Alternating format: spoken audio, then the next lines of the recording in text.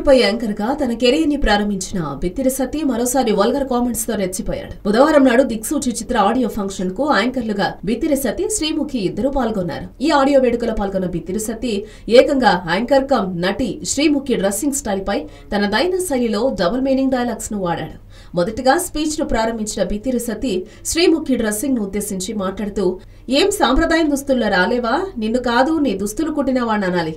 శ్రీముఖి ఎదబాగాను ఉద్దేశించి మాట్లాడుతూ, "అక్కడేంటి చినికిపోయింది? నాకు తెలుసు, నీ పక్కనుంటే నాకు అది పనిచేస్తున్నట్టుంది" అంటూ వల్గర్ కామెంట్స్ చేశాడు. బిత్తిరి సత్య కామెంట్స్ కి ఏమాత్రం తగ్గని శ్రీముఖి, "నీలాంటి మగాలు చూసేందుకే మేం వేసుకుంటామంటూ సమాధానమిచ్చింది.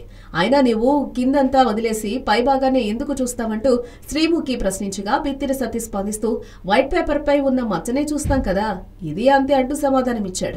అయితే ఇన్ని రోజులు తెలంగాణ యాసలో అలరిస్తూ ఉన్న బిత్తిరి సత్య కూడా చివరికి ఇలా తయారయ్యాడని కామెంట్ చేయడం విశేషం. అంతేనేమో, ఆ గాలి మాయ అంతేనేమో అనుకుంటున్నారు కొందరు.